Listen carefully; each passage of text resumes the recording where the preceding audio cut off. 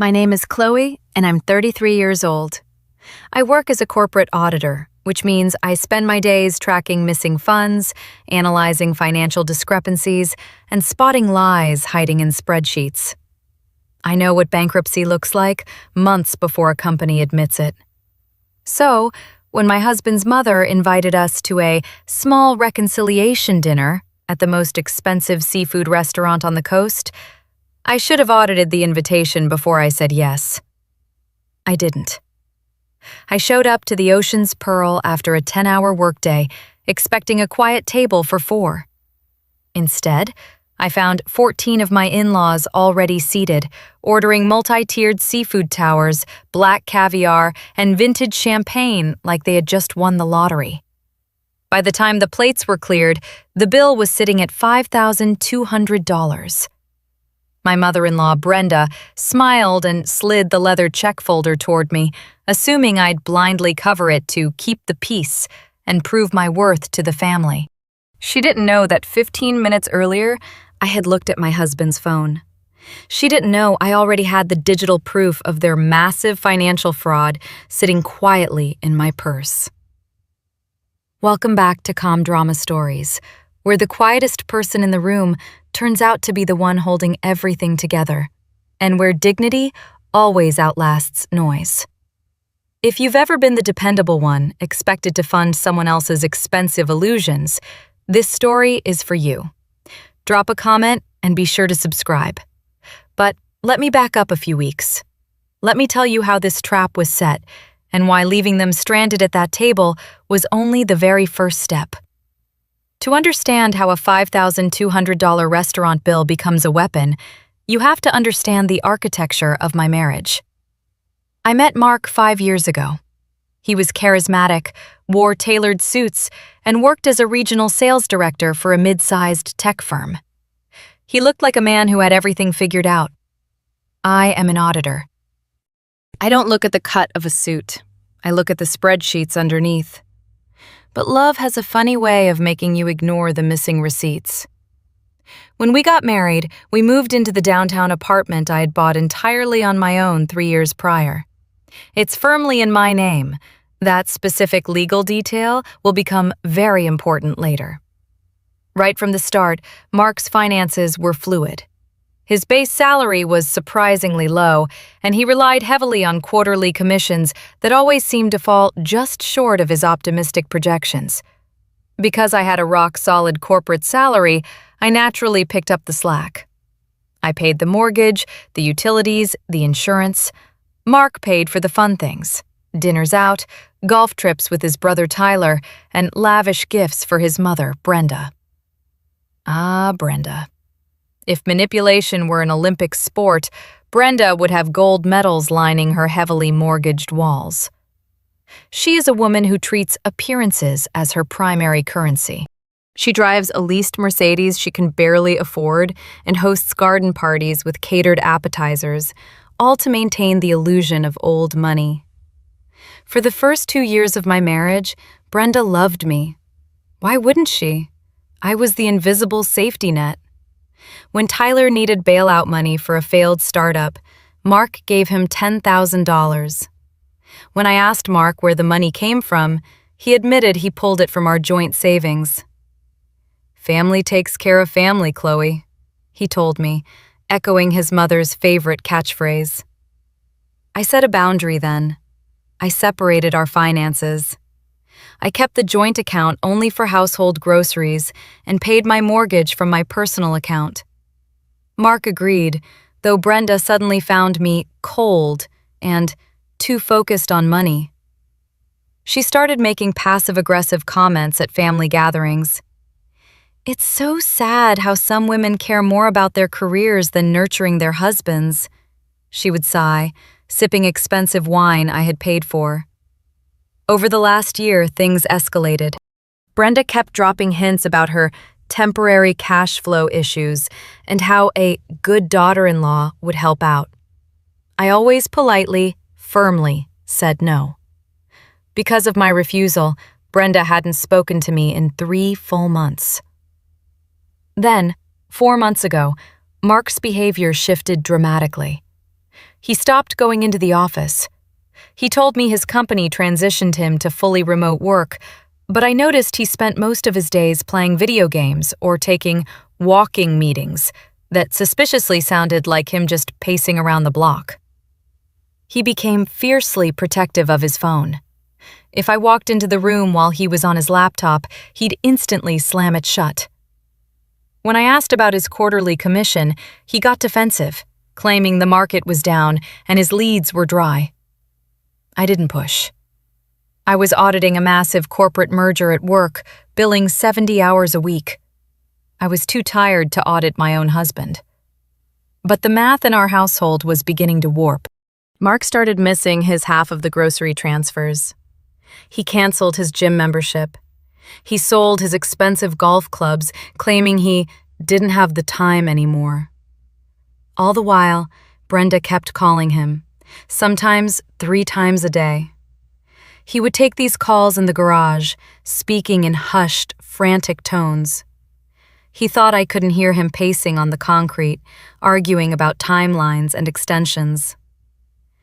Then came the Tuesday morning that set the trap in motion. I was sitting at the kitchen island, nursing my coffee before a long commute, when Mark walked in looking like a puppy about to ask for a treat. He sat down, took my hands, and gave me his absolute best salesman smile. "My mom wants to take us out to dinner on Friday," he said, his voice dripping with forced casualness. "It's my dad's 60th anniversary. She wants to bury the hatchet, Chloe. She really wants to apologize for how she's treated you." I stared at him over the rim of my mug. Brenda apologizing? That was about as likely as me approving a fraudulent expense report. "Mark, the last time we saw your mother, she told my sister I was a financial bully. I don't think a dinner is going to magically fix that." "Please," he begged, his grip tightening on my hands. "She's paying for everything. She booked the Ocean's Pearl. It's her treat. She just wants the whole family together to celebrate. And she specifically said she wants you there to make amends. If we don't go, I'll never hear the end of it." The Ocean's Pearl. Entrees started at $80, and reservations had to be made months in advance. It was exactly the kind of flashy, status-obsessed place Brenda loved to be seen at. I felt a knot tighten in my stomach. Something didn't add up. Why would a woman who complained about cash flow issues 3 months ago suddenly book a table at the most expensive seafood restaurant in the city? But Mark looked so desperate, his eyes pleading, his shoulders slumped like a man carrying an invisible weight. I loved him, and a part of me still wanted to believe he was the man I married. "Fine," I said, putting my coffee mug down. "One dinner, but I'm not bringing my checkbook." "You won't need it, I promise," Mark beamed, kissing my forehead. "Mom's got it entirely covered." I agreed to go.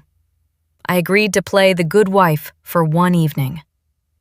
What I didn't know was that while I was pouring my coffee, Mark's mother was busy ensuring every single one of her relatives would be at that table, ready to feast on a banquet I was unknowingly scheduled to fund.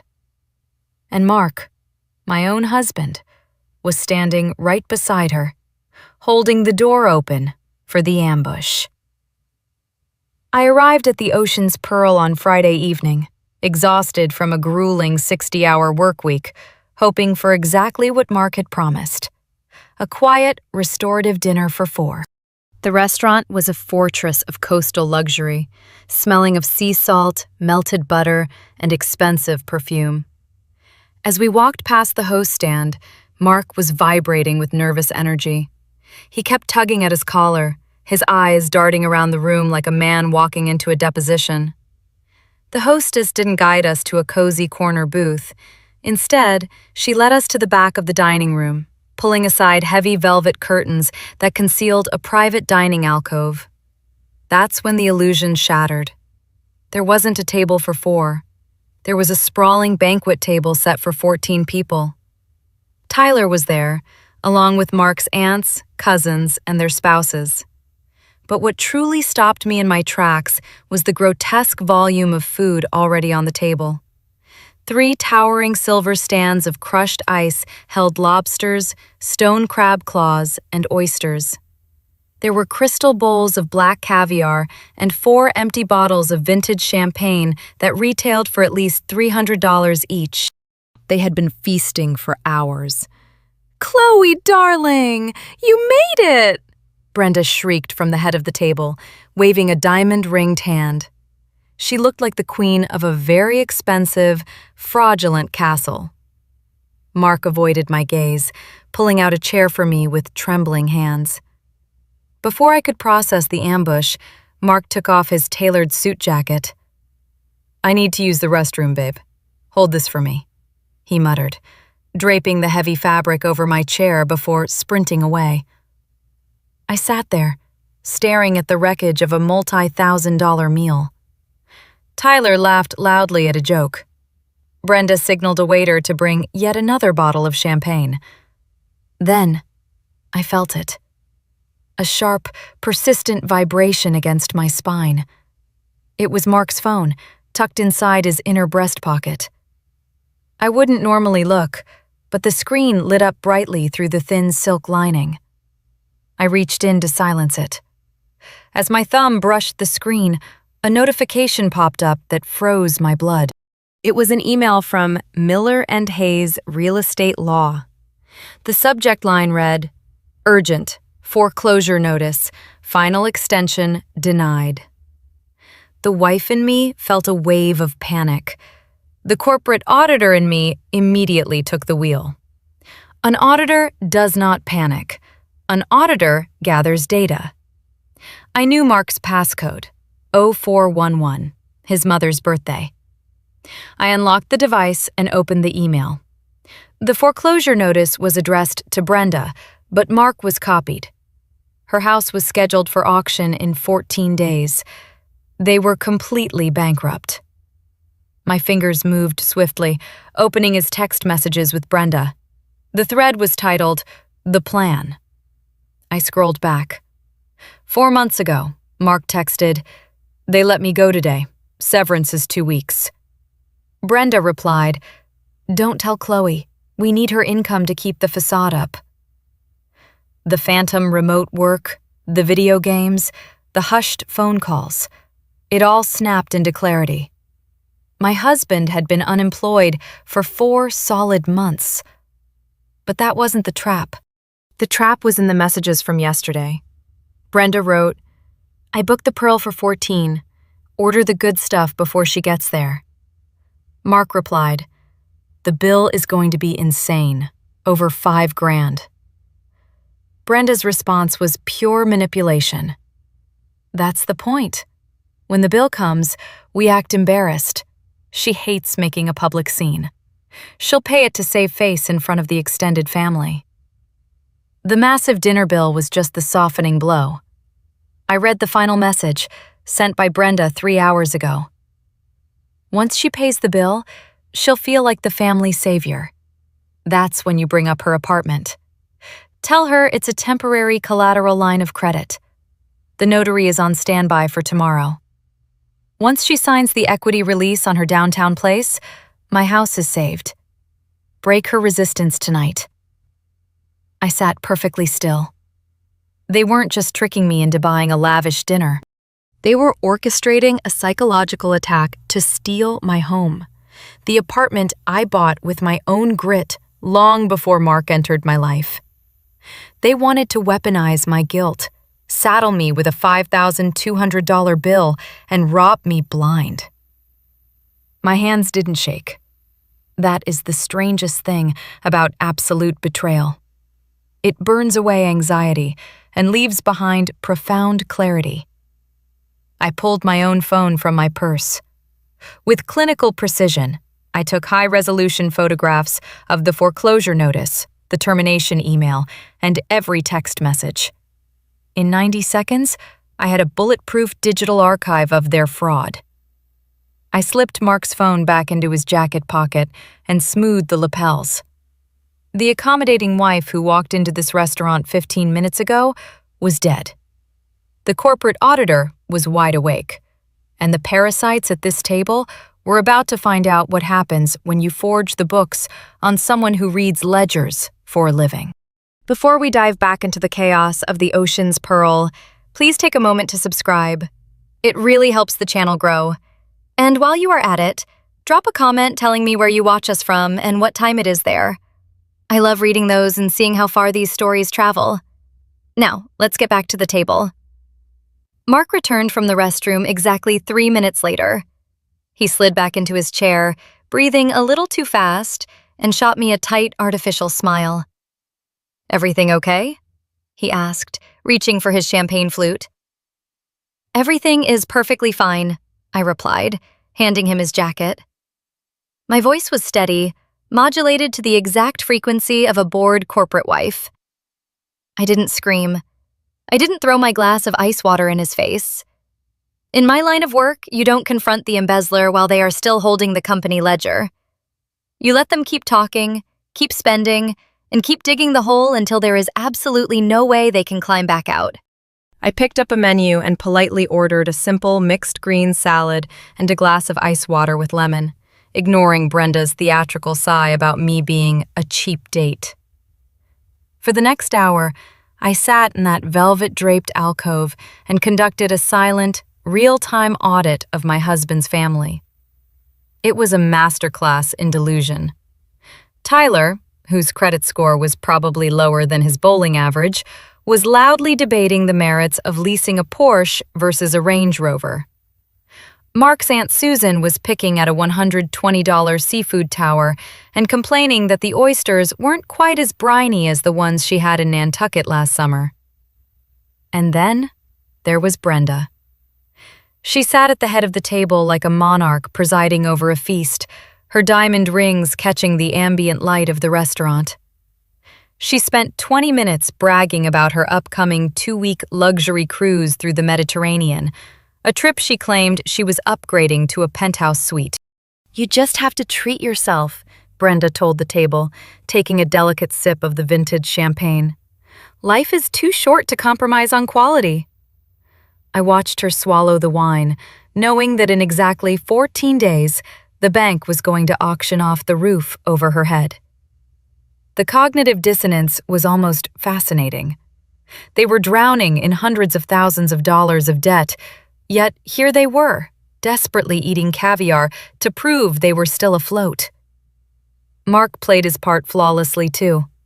He talked about his remote tech job with manufactured exhaustion, complaining about quarterly projections and demanding clients.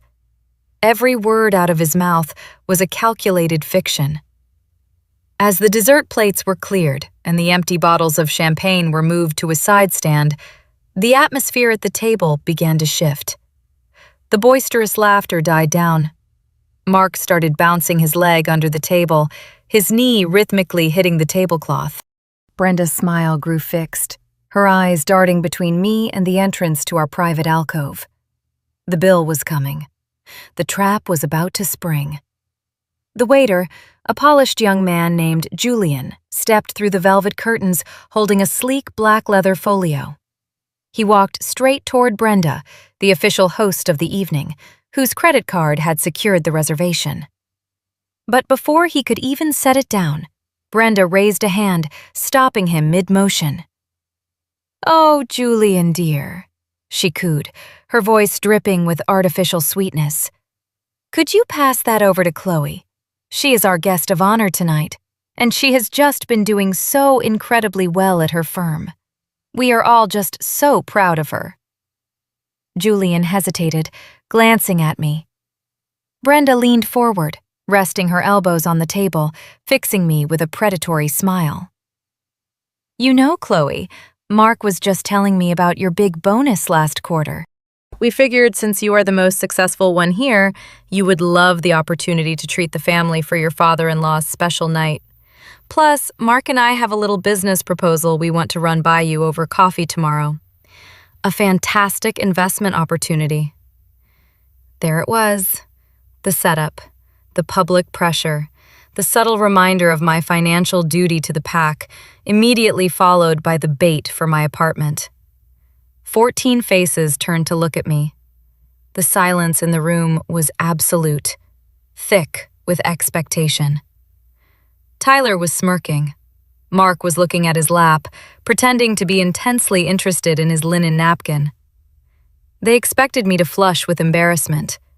They expected me to stammer, to look around nervously, and to ultimately hand over my corporate card just to avoid making a scene in front of the extended family. They had weaponized my social anxiety and my income. I looked at the black leather folio resting near my water glass. I didn't reach for it. I didn't blink. I just smiled. A small, polite, terrifyingly calm smile. "Excuse me for just a moment," I said smoothly, picking up my purse. "I need to visit the ladies' room before we settle this." I stood up, pushing my chair back with a soft scrape against the hardwood floor. I didn't look at Mark, whose face had gone pale with anticipation, or at Tyler, whose expectant smirk was frozen in place. I just kept my eyes straight ahead and walked out of the velvet-draped alcove. The main dining room of the Ocean's Pearl was an entirely different world. It was filled with genuine wealth, people speaking in low, comfortable tones, clinking glasses without the desperate, frantic need to prove anything. I walked past them, my posture perfectly straight, my breathing slow and measured. The panic my in-laws had tried to instill in me, the social pressure they had weaponized to corner me, simply slid right off. In the corporate auditing world, we call this the discovery phase. It's the precise moment you realize the numbers are entirely fabricated, the ledger is a lie, and all that remains is deciding how to present the findings to the board. Tonight, the board was Mark's extended family, and I was about to deliver a very public, unforgiving audit. I didn't go to the ladies' room. I bypassed the restrooms entirely and walked straight to the heavy mahogany host stand at the front of the restaurant. Behind it stood the floor manager, a tall, impeccably dressed man in a sharp navy suit. His gold name tag read, Vincent. He looked up from his glowing seating charts as I approached, offering a polite, professional smile. "Good evening, ma'am. Is everything all right with your table?" he asked, his eyes briefly flicking toward the back alcove. He had probably been monitoring our party all night. 14 loud people downing vintage champagne and ordering towers of crab legs usually attract management's attention. "Everything with the service has been exceptional, Vincent," I said, keeping my voice low and perfectly calm. "Julian has been fantastic. However, I need to make a slight adjustment to the billing before the final check is presented to the table." Vincent's professional smile remained, but his posture shifted slightly. He was used to dining room drama, and he could smell it coming. "Of course. How can I assist you?" "I am seated with the party of 14 in the back alcove. I will only be paying for my own consumption this evening. I had the mixed greens salad and a glass of tap water with lemon. If you could please pull up the ticket, I'd like to settle my portion right now." Vincent tapped the screen of his terminal. His eyebrows twitched upward just a fraction of an inch as he saw the staggering total for the table. $5,200. "I have it right here, ma'am. The salad and the water. With tax, your total comes to $28.50. I pulled my sleek corporate card from my wallet and handed it to him. "Please run it for $128. The extra $100 is for Julian. He's had to deal with a very demanding table tonight, and he deserves every penny of that tip." Vincent nodded, a genuine look of appreciation crossing his face. He processed the transaction and handed me the merchant copy to sign. As I capped my pen, I looked him directly in the eye. "Now, regarding the remaining balance of $5,172. I am not the host of this dinner, and I will not be covering it. The reservation was made under the name Brenda, and her credit card was required to secure the private room. Please present the main folio directly to her at the head of the table. Vincent looked at me. He looked at the massive open ticket on his screen. Then, he looked toward the back alcove. He had been in the restaurant industry long enough to know exactly what a financial shakedown looked like. He didn't ask questions. He didn't hesitate. He simply gave me a crisp, understanding nod. Understood, ma'am. I will have the final check brought to the host immediately. Thank you, Vincent, I said, slipping my card back into my purse. I took a slow, deep breath, letting the cool, rosemary-scented air of the restaurant fill my lungs. The trap had been completely disarmed. The explosive was now sitting right back in Brenda's lap. I turned around and walked back through the dining room, my heels clicking softly against the floor. When I pulled back the velvet curtain and re-entered the alcove, the loud conversation abruptly stopped. 14 pairs of eyes snapped toward me. They had been waiting. They had probably spent the last 5 minutes whispering about my promotion and how easily I could absorb the cost of their gluttony. I walked back to my seat, sat down, and placed my purse on my lap. Mark exhaled loudly, a sound of profound relief. He leaned in closer to me, his voice a low, eager whisper. Everything good, babe? You ready to take care of this so we can get out of here? Brenda beamed from the head of the table, clasping her hands together, her diamond rings catching the ambient light. Oh, I just know Chloe is going to handle this so beautifully. Such a successful, generous girl. We really are so blessed to have you in the family, darling. I didn't reach into my purse. I didn't produce a credit card. I didn't stammer, apologize, or look away. I picked up my glass of ice water, took a slow, deliberate sip, and set it back down on the coaster. I looked directly at Brenda, my face an unreadable mask of absolute, terrifying calm. I think Julian is bringing the check to you, Brenda, I said, my voice cutting through the quiet alcove like a corporate scalpel. Since you are the host and this is your treat. Before Brenda could even begin to process the words, the heavy velvet curtain parted again. It wasn't the young waiter Julian this time, it was Vincent, the floor manager. He walked with pure, undeniable purpose, carrying the black leather folio. He bypassed my chair completely, walked straight to the head of the table, and placed the leather check presenter directly in front of my mother-in-law. One of your guests has already taken care of her individual tab, Vincent announced, his voice projecting the polished, uncompromising authority of high-end hospitality. The remaining balance for the table is $5,172. Whenever you are ready, ma'am.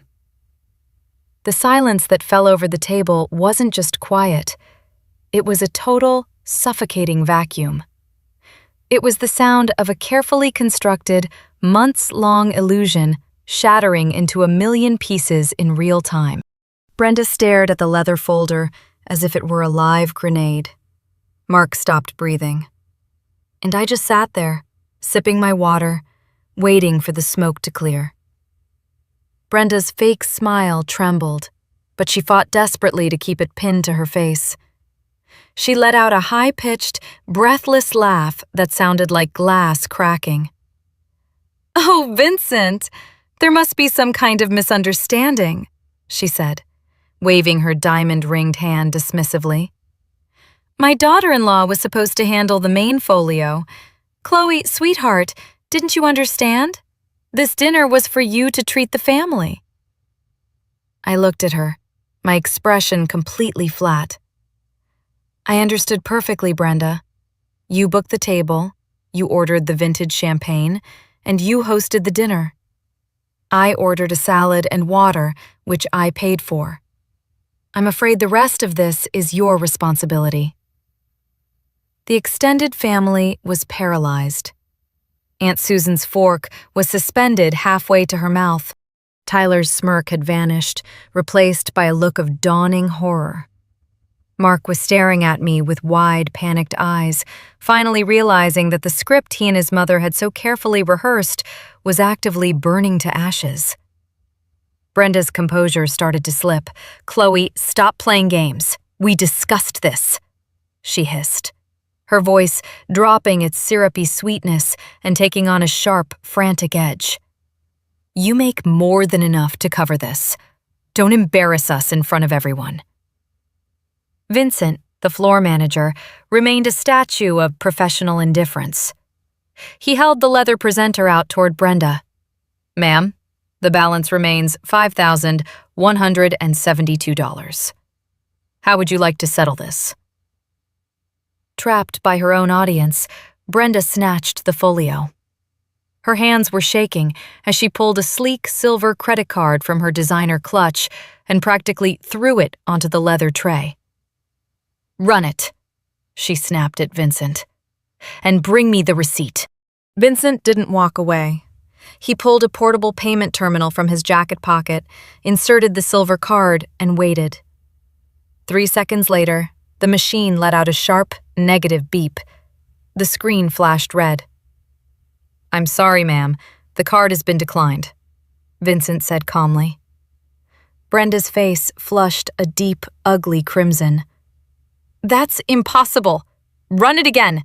Your machine is broken." Vincent ran it again. Beep. Red screen. "Declined, ma'am. Do you have another form of payment?" Panic set in. Brenda dug into her clutch and pulled out a blue card. Insert. Beep. Declined. She pulled out a third card. Insert. Beep. Declined. The illusion of wealth was evaporating in front of 14 witnesses. The silence in the alcove was broken only by the humiliating sound of electronic rejection. "Tyler," Brenda gasped, turning to her eldest son, her eyes wide with desperation. "Give him your card. Just cover this and I'll wire you the money on Monday." Tyler recoiled as if she had asked him for a kidney. "Mom, my cards are maxed from the car repair. I don't have $5,000 just sitting around." Brenda whipped her head toward my husband. "Mark, use the joint account. Pay the man right now." Mark swallowed hard, his Adam's apple bobbing. He looked at me, then at his mother, his face sweating profusely. "Mom, I don't have the card. Chloe separated the accounts. I don't have access to that kind of money." The dam finally broke. Brenda slammed her hands on the table, rattling the crystal champagne flutes. The mask of the gracious hostess fell away completely, revealing the desperate, cornered woman underneath. "You ungrateful, selfish bitch!" she screamed at me, her voice echoing out of the alcove and into the main dining room. "After everything we have done to welcome you into this family, you sit there hoarding your corporate salary while your husband struggles? You owe us this.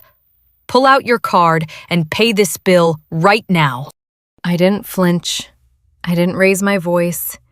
I didn't let an ounce of her manufactured hysteria infect my pulse. In an audit, when the embezzler starts screaming, it means you've won. I reached into my purse and pulled out my phone. I unlocked it, opened the photo gallery, and placed it face up in the center of the table, right next to the empty caviar bowl. I pushed it slowly toward Tyler and Aunt Susan so they had a perfect view of the screen. "Mark hasn't been struggling with his job, Brenda," I said, my voice steady, carrying clearly across the silent table. "Mark has been entirely unemployed for 4 months. He was fired. His severance ran out 12 weeks ago." Mark made a choked, dying sound in the back of his throat. Aunt Susan gasped, leaning forward to read the termination email displayed clearly on my screen. I swiped to the next photo. "And you aren't upgrading to a penthouse suite on a Mediterranean cruise. In exactly 14 days, Miller and Hayes Real Estate Law is foreclosing on your house because you have defaulted on your last 6 mortgage payments." Brenda's mouth opened, but no sound came out. All the blood drained from her face, leaving her looking hollowed out and gray. I swiped one more time to the text messages from earlier that afternoon. "And this dinner wasn't an apology. It was a trap. You orchestrated a $5,000 bill to corner me into paying it so you could immediately follow up with a business proposal, which was actually your plan to make me sign over the equity in my premarital apartment to save your bankrupt estate." I looked around the table. The aunts, the cousins, the spouses, they were all staring at Brenda and Mark with a mixture of disgust and absolute shock. The wealthy facade was gone. The truth was ugly, broke, and laid bare on the table for everyone to see. "I am an auditor," I said quietly, looking directly into my husband's terrified eyes. "You honestly thought you could forge the ledger on my life and I wouldn't notice?" Mark scrambled out of his chair, his hands reaching across the table toward my phone as if deleting the photos would somehow delete reality. "Chloe, wait, let me explain. It's not what it looks like. I was going to tell you about the job. I just didn't want to stress you out. And the apartment, it was just an idea. We wouldn't have made you do it." I picked up my phone, slipping it smoothly out of his reach and dropping it securely into my purse. "You didn't invite me here to ask for a loan, Mark. You invited me here to extort me. You built a $5,000 trap, assumed my social anxiety would force me to pay it, and then planned to leverage my relief into stealing the equity I built before I even knew your name. That's not a marriage. That's a hostile takeover." I looked at Brenda, who had collapsed back into her chair, clutching her linen napkin to her chest as if she couldn't catch her breath. The extended family was already turning on her. Aunt Susan was furiously whispering to her husband, her face flushed with secondhand embarrassment, while Tyler was backing away from the table, desperately trying to distance himself from the blast radius. "I'm leaving now," I said, my voice maintaining the exact, steady cadence I used to conclude a tense corporate audit. "I highly suggest someone here figures out how to pay Vincent, because the Ocean's Pearl does not forgive debts, and neither do I." I didn't wait for a response. I turned my back on the shouting that immediately erupted behind me. Brenda was sobbing loudly, Tyler was yelling at Mark, and Mark was calling my name, but his voice was swallowed by the heavy velvet curtains as I walked out of the alcove. As I crossed the main dining room, Vincent caught my eye. He stood by the hose stand, his posture perfectly straight. He gave me a slow, deeply respectful nod. I nodded back, pushed through the heavy brass doors, and stepped out into the cool coastal night air. The silence of the parking lot felt like a physical weight lifting off my shoulders. I got into my car, started the engine, and didn't look in the rearview mirror as I drove away. By the time Mark found a way home, it was already too late. I am an auditor. When I find catastrophic fraud, I freeze the assets immediately. During the 30-minute drive back to my downtown apartment, my mind wasn't clouded with grief or anger. It was executing a checklist. I walked through my front door, opened my laptop at the kitchen island, and went to work. Within 20 minutes, I had rerouted my entire direct deposit out of our joint account and into a new single-signer account. I locked the joint credit cards. I changed the passwords to my personal banking, my email, my investment portfolios, and the Wi-Fi. Then I went to the bedroom. I didn't destroy his clothes. I didn't cut up his tailored suits or smash his electronics. Vengeance is messy, and it gives the other side ammunition in court. Instead, I neatly folded his belongings into 3 large suitcases, zipped them up, and wheeled them out onto the front porch. At 11:45 p.m., I reprogrammed the smart lock on the front door, locking out his digital key. At 11:50 p.m., I emailed the secure digital file containing all the photos and screenshots to the most ruthless divorce attorney in the city. At midnight, I poured myself a glass of ice water, went to sleep, and for the first time in 4 months, I didn't wake up once. I found out later through the family grapevine exactly how the dinner bill was settled. After an hour of screaming, crying, and threats of calling the police, Brenda was forced to surrender her diamond tennis bracelet and her designer watch to Vincent as physical collateral. Tyler then had to drive to his house, wake up his furious wife, and beg her to authorize a transfer from their children's emergency savings fund to cover the $5,172. The fallout was absolute and unforgiving. 14 days after the dinner, Miller & Hayes Real Estate Law foreclosed on Brenda's house, exactly as the email had stated. The bank seized the property, and she was forced to move into a tiny, 1-bedroom rental apartment on the outskirts of town. Mark tried to fight me in the divorce. He demanded spousal support, claiming he was accustomed to a certain lifestyle and had been unfairly dismissed from his tech job, leaving him financially vulnerable. My lawyer didn't even have to argue. She simply presented the judge with the time-stamped text messages detailing their premeditated plan to defraud me of my premarital property to pay off his mother's debts. The judge took one long look at the evidence, denied his ridiculous request for alimony, and granted the divorce with prejudice. Mark is currently sleeping on Tyler's couch, still unemployed, still wearing his outdated tailored suits to the grocery store to keep up appearances. I didn't take anything that wasn't mine. I simply stopped paying for their illusions. There is a very specific kind of freedom that comes from realizing you are no longer responsible for saving people who are actively trying to drown you. For years, I thought being a good partner meant being the safety net. But when the net becomes a hammock for someone else's entitlement and lies, the absolute kindest thing you can do for yourself is cut the ropes. I kept my apartment, I kept my career, and most importantly, I kept my quiet, unbreakable peace. That is my story.